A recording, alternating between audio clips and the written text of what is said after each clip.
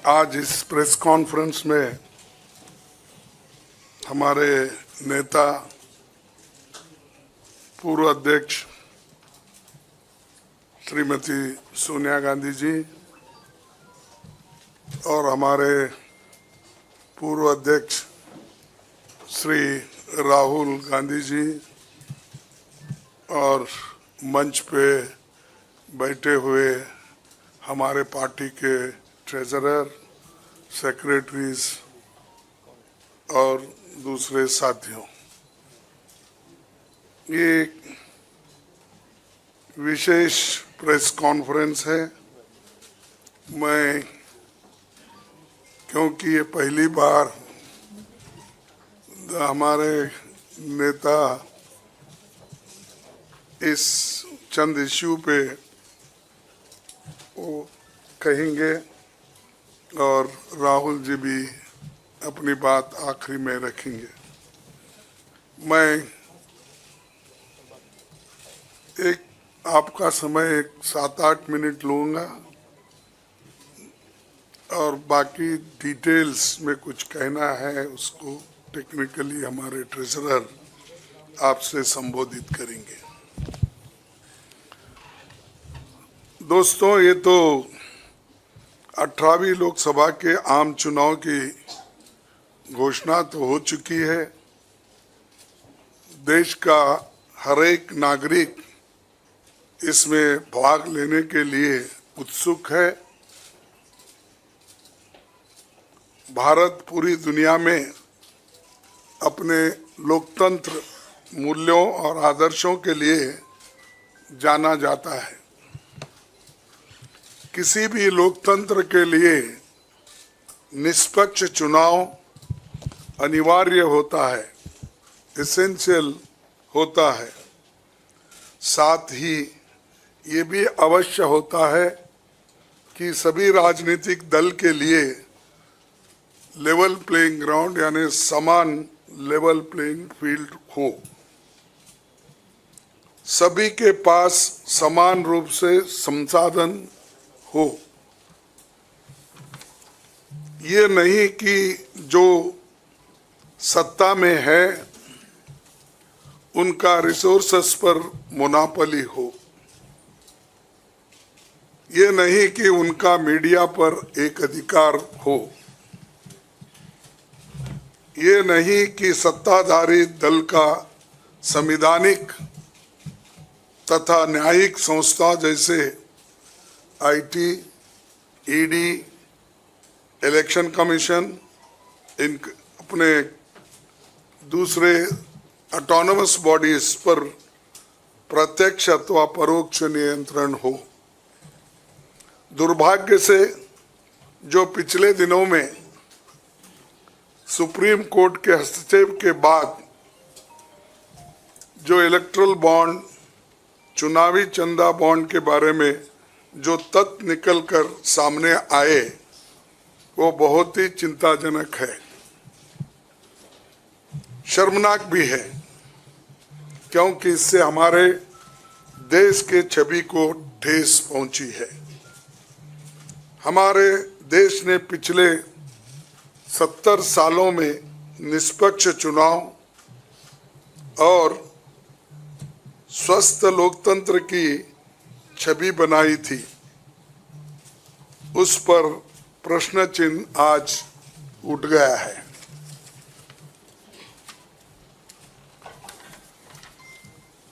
Supreme court ने जिस चुनावी चंदा बॉन्ड को इलीगल और अनकॉन्स्टिट्यूशनल कहा, उस स्कीम के तहत मौजूदा सत्ताधारी दल ने हजारों करोड़ रुपए से ज्यादा अपने अकाउंट में भर लिया है और दूसरी तरफ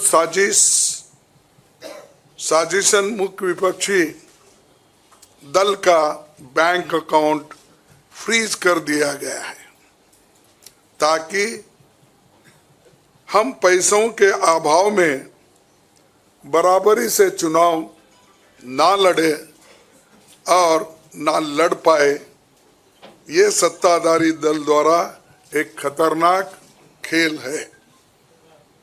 इसके दूरगामी प्रभाव होंगे, क्योंकि अगर डेमोक्रेसी को इस देश में बचाना है तो लेवल प्लेइंग ग्राउंड होना चाहिए।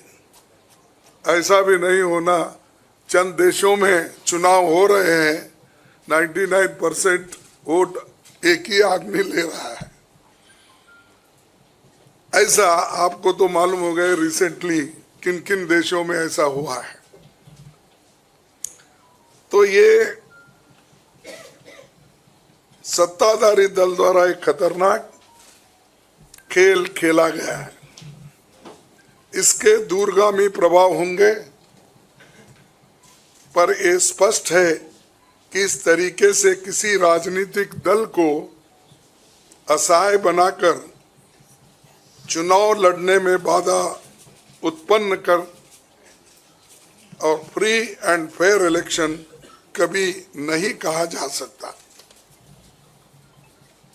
देश की जनता, एक आम नागरिक एक देख सकता है कि बीजेपी ने चुनावी चंदा बॉन्ड से 56% पैसे हासिल किए हैं, वहीं कांग्रेस को 11% ही मिले हैं।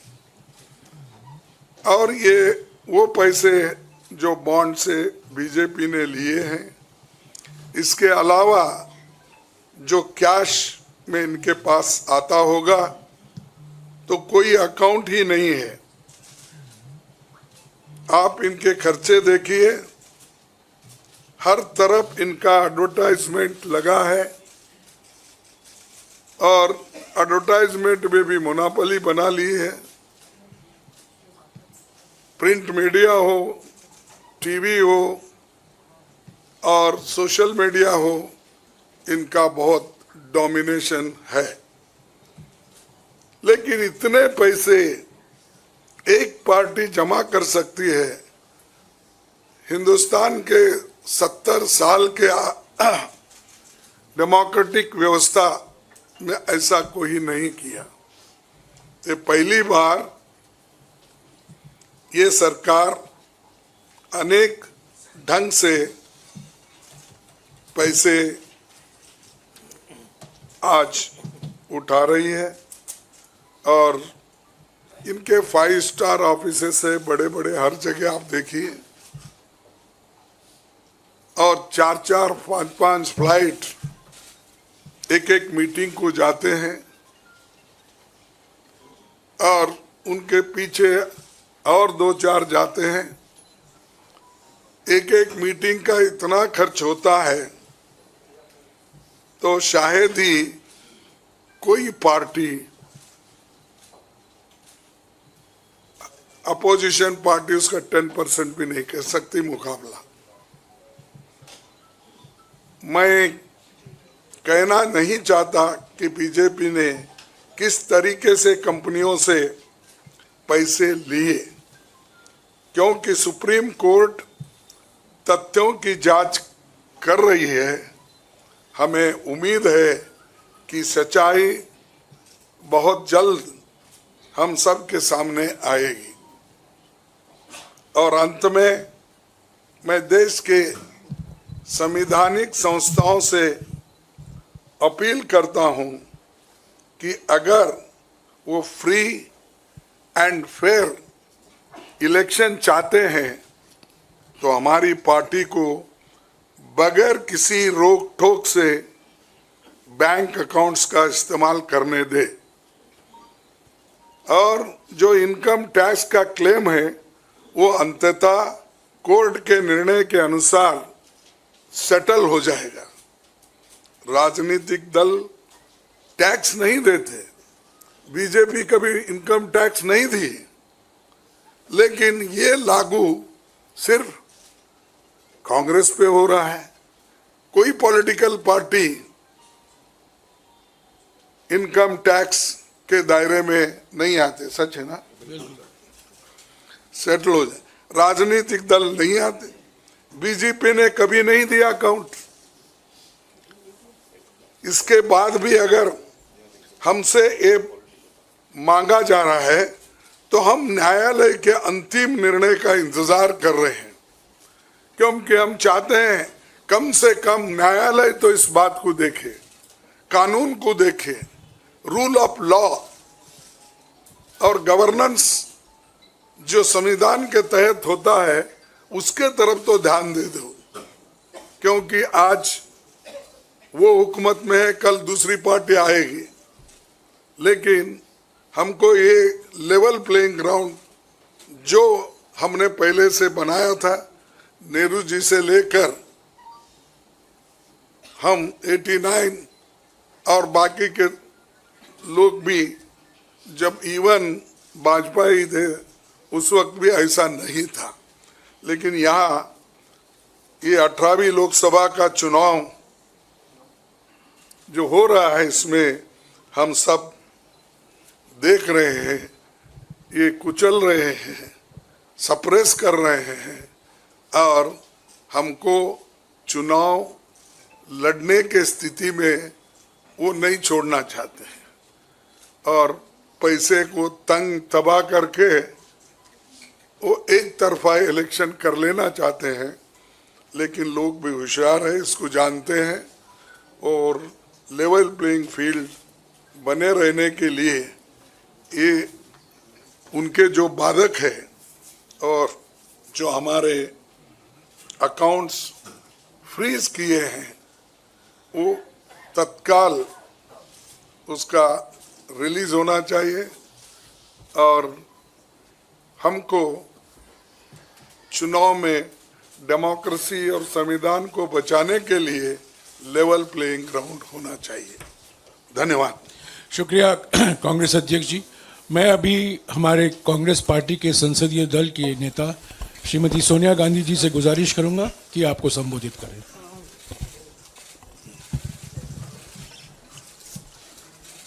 Thank you, Kahiji. Well, the issue we are taking up today is extremely serious, as Congress President has just mentioned. This issue affects not just the Indian National Congress, it impacts our democracy itself most fundamentally. A systematic effort is underway by the Prime Minister to cripple the Indian National Congress financially. Funds collected from the public are being frozen, and money from our accounts is being taken away forcibly. However, even under these most challenging circumstances, we are doing our very best to maintain the effectiveness of our election campaign. On the one hand, there is the electoral bond issue mentioned by Congress President Kharge, which has been declared unconstitutional by the Supreme Court. The electoral bonds have benefited, as everyone knows, the BJP hugely, massively. On the other hand, the finances of the principal opposition party, the Indian National Congress, are under a determined assault. This, we all believe, is unprecedented and undemocratic. Thank you. शुक्रिया सोनिया जी। मैं अभी हमारी AICC के कोषाध्यक्ष अजय माकिन जी से गुजारिश करूंगा कि आपको थोड़ा विस्तार से जानकारी दें।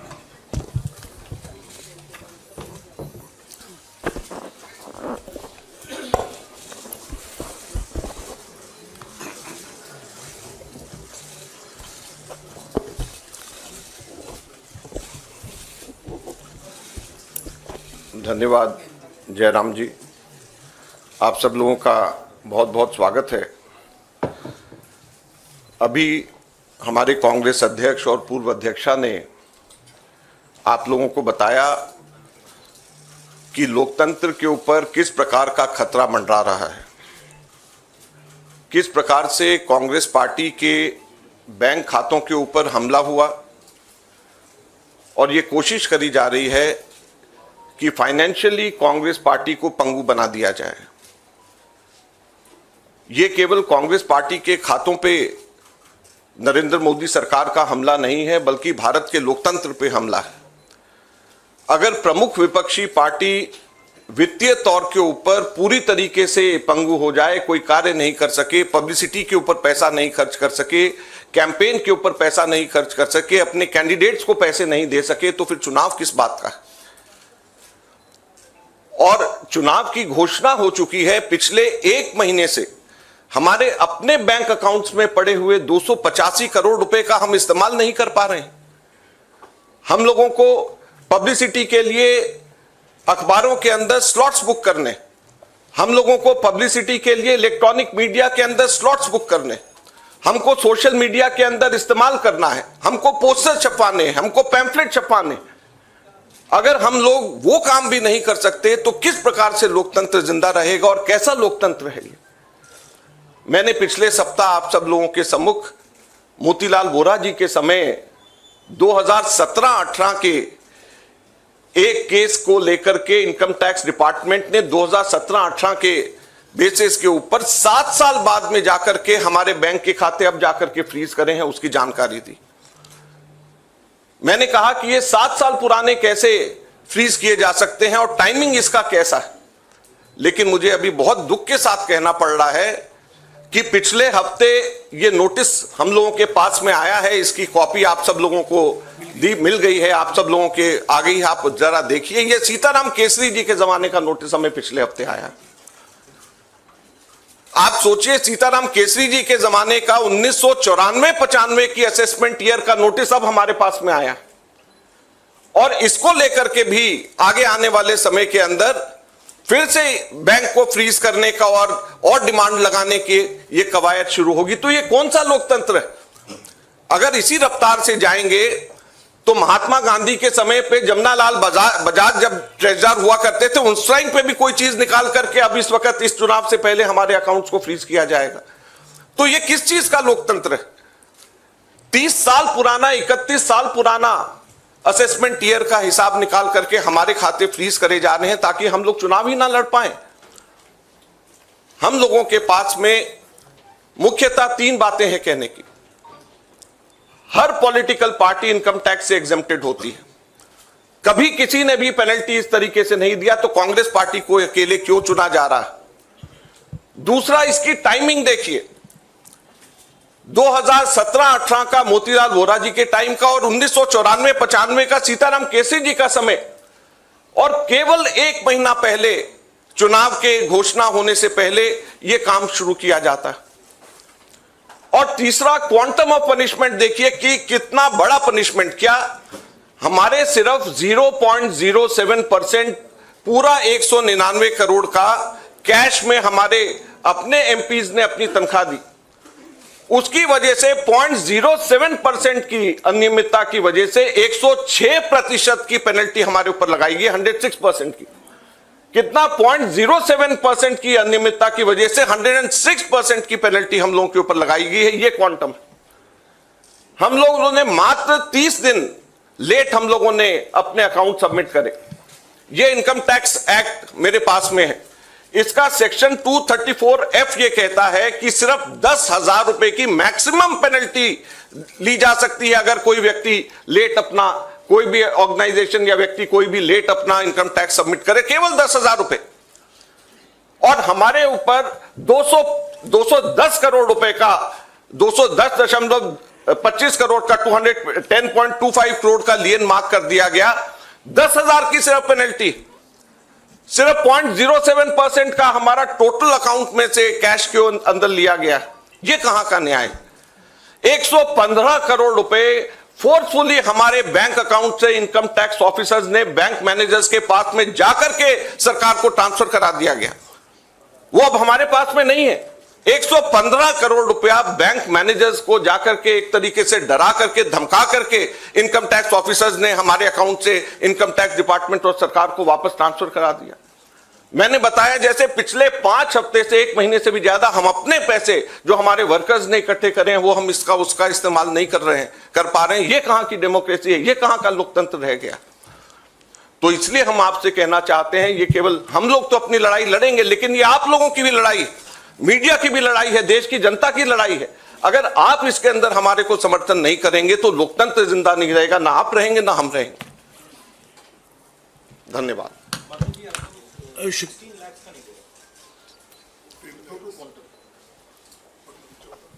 14 हमारा टोटल जो है 14,40,000 बनता है, जो 0.07% है।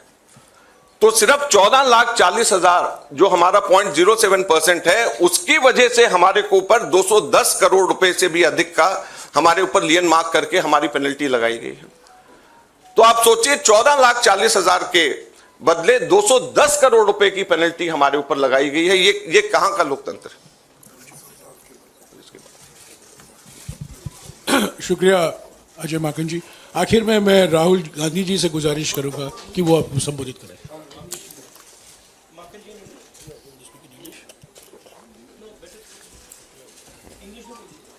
ये डिटेल्स आपको अंग्रेजी में अभी अजय माकन जी देंगे। Friends, there has been an assault on Indian democracy. Our accounts have been frozen since last more than 1 month. Since last around 5 weeks or so, we have been unable to utilize our own funds in the bank.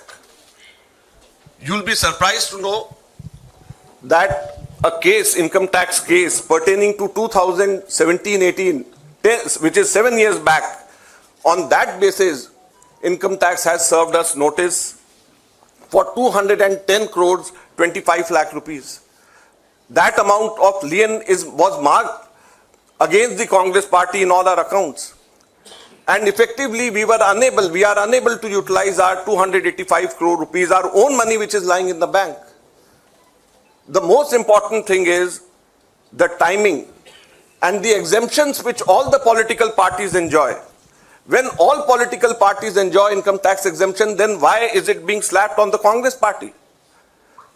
Never it has happened in the past that the BJP had to pay any kind of penalty, any kind of income tax. Then why is it that the Congress party being singled out? The timing is such that 7 years old case, it seems that the BJP was waiting for the elections to come, and just 1 month before the elections were to be announced, they froze our accounts. So imagine how can it be a level playing field? We don't have money to give to our candidates. We don't have money to publish our pamphlets. We don't have money to organize our public meetings. We don't have money to book advertisements in the social media or in the newspapers. So how are we going to fight the elections, or how is democracy still alive in the country where the principal opposition party is unable to spend even a single penny in the elections? And it is not only this, the government has not stopped only on this 2017-18 notice. We have been slapped with another notice last week, and it pertains to 1994-95 during Sitaram Kesri when he was the treasurer. So imagine we are being slapped with a notice, income tax notice, 30 years back, pertaining to account 30 years back, and just at the eve of election, so that we are unable, our accounts are crippled and we are unable to use our own money for the elections. So please, this is the time when it is not only fight for the Congress party, our own fight alone, it is, we have to all fight together to save democracy.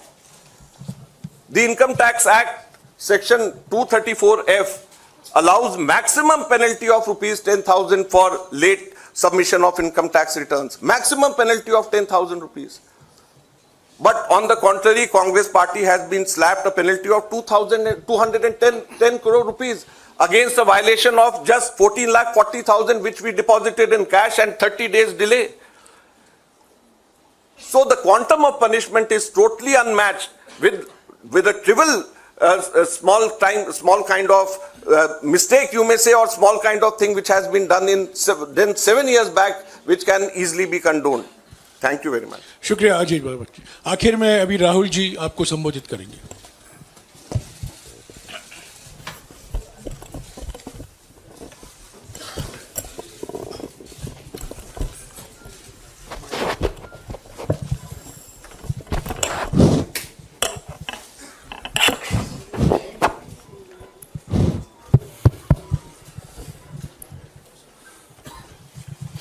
Thank you for coming here this morning.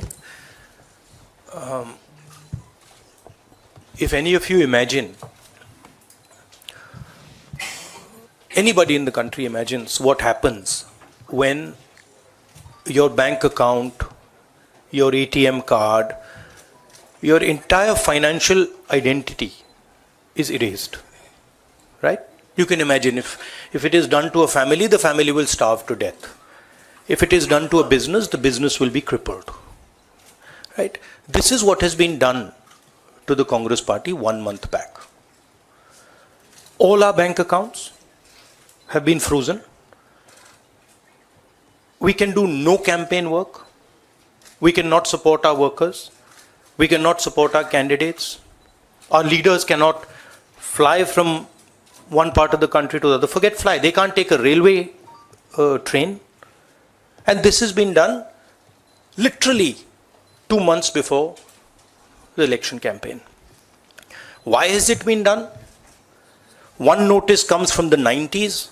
Another notice comes from 6-7 years ago. Quantum amount, 14 lakh rupees. And punishment, our entire financial identity. Right? What's interesting to me is that there are institutions in this country that are supposed to protect the democratic framework. There are the courts in the country, there's the election commission in the country, right? And nothing is happening.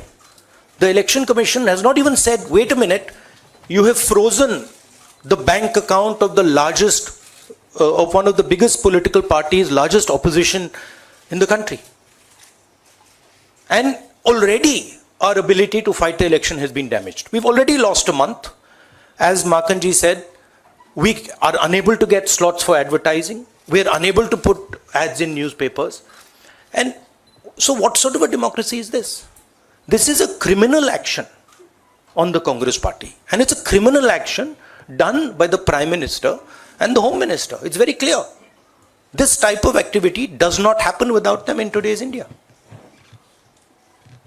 And so the idea that India is a democracy, this is a lie. There's no democracy in India today. The idea that India is the world's largest democracy, it's a lie. It's a complete lie. 20% of India votes for us, and we are not able to pay 2 rupees for anything. Right? And it has been orchestrated to cripple us in the elections. Now, even if our bank accounts are unfrozen today, huge amount of damage has been done to Indian democracy. And no court is saying anything. No election commission is saying anything. No institution is saying anything. Media is not saying anything. It's ridiculous. And it's your duty, no, and I'm not just speaking to the media, it is the duty of all the institutions of this country, it's the duty of the people of this country. You're being robbed of your most important asset. You're being robbed of your constitution, you're being robbed of your democratic structure, you're being robbed of the entire architecture, and everybody's just quiet. I can say it in Hindi. एक महीने पहले Congress party के सारे bank account freeze कर दिए गए. आप सोचिए, आप किसी परिवार के बैंक अकाउंट फ्रीज करिए, किसी व्यक्ति के बैंक अकाउंट फ्रीज करिए, किसी बिजनेस के बैंक अकाउंट फ्रीज करिए, किसी भी संस्था के बैंक अकाउंट फ्रीज करिए, होता क्या है? एकदम खत्म हो जाता है. अगर आपने किसी परिवार का बैंक अकाउंट फ्रीज कर दिया, भूखे मर जाते हैं. वो कांग्रेस पार्टी के साथ किया जा रहा है. एक महीने पहले ये हुआ और किसी संस्था ने, हिंदुस्तान की संस्था ने, किसी कोर्ट ने, किसी इलेक्शन कमीशन ने चूं तक नहीं कहा. सब ड्रामा देख रहे हैं. 20% हिंदुस्तान के लोग कांग्रेस पार्टी को वोट देते हैं. हम 20% लोगों को रिप्रेजेंट करते हैं. और आज हम रेलवे टिकट नहीं खरीद सकते. आज हम अपने नेता को एक शहर से दूसरे शहर नहीं भेज सकते. हम एडवर्टाइजमेंट नहीं लगा सकते. और क्यों? 14 लाख रुपए 7 साल पहले 14 लाख रुपए का इशू है और 200 करोड़ रुपए का फाइन. और सारे के सारे बैंक अकाउंट फ्रीज कर दिए। जब इनकम टैक्स, ये दिखाना मुझे जरा, सॉरी क्या 200 करोड़, जब इनकम टैक्स, साफ इनकम टैक्स की जो एक्ट है साफ कहता है कि ज्यादा से ज्यादा 10,000 रुपए का फाइन लगेगा। तो यह है हिंदुस्तान का लोकतंत्र। यह क्रिमिनल एक्शन है कांग्रेस पार्टी के खिलाफ और हिंदुस्तान के लोकतंत्र के खिलाफ, और यह क्रिमिनल एक्शन हिंदुस्तान के प्रधानमंत्री कर रहे हैं। मेरी विनती है कि जो हिंदुस्तान के इंस्टीट्यूशंस हैं, जो वो अपने आप को हिंदुस्तान के इंस्टीट्यूशंस मानते हैं, डेमोक्रेसी को प्रोटेक्ट करते हैं, लोकतंत्र को प्रोटेक्ट करते हैं, हिंदुस्तान के कोर्ट्स हो, हिंदुस्तान का इलेक्शन कमीशन हो, वो इसके बारे में कुछ करें। और यह कहना कि हिंदुस्तान दुनिया की सबसे बड़ी डेमोक्रेसी, झूठ है। यहां कोई डेमोक्रेसी नहीं है। बिगेस्ट ऑपोजिशन पार्टी का आपने बैंक अकाउंट बंद कर दिया और 1 महीने कोई कुछ नहीं बोल रहा है। केसरी जी के टाइम से नोटिस आया है। तो अजीब सी सिचुएशन है, सब लोग देख रहे हैं और हर संस्था मतलब का रोल है इसमें, कोर्ट्स का रोल है, इलेक्शन कमीशन का रोल है। धन्यवाद। शुक्रिया राहुल जी। साथियों, कांग्रेस अध्यक्ष जी, सोनिया जी, राहुल जी ने और दूसरी ज़रूरी बैठक से निकलकर यहाँ आए हैं आपको संबोधित करने के लिए। उनको उस बैठक में वापस लौट जाना है। आपके सवाल हमारे कोषाध्यक्ष विस्तार से जवाब देंगे। मैं कांग्रेस अध्यक्ष सोनिया जी और राहुल जी को शुक्रिया अदा करता हूँ। शुक्रिया।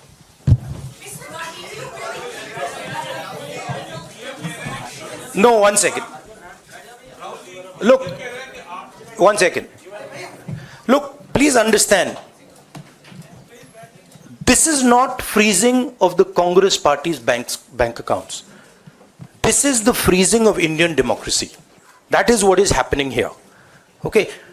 So, we are unable, as the biggest opposition party, we are unable to take any action. There's no action we are able to take. We cannot send our leaders anywhere. We cannot book advertisements. We cannot do anything. What else is it if it's not an assault on democracy? Thank you.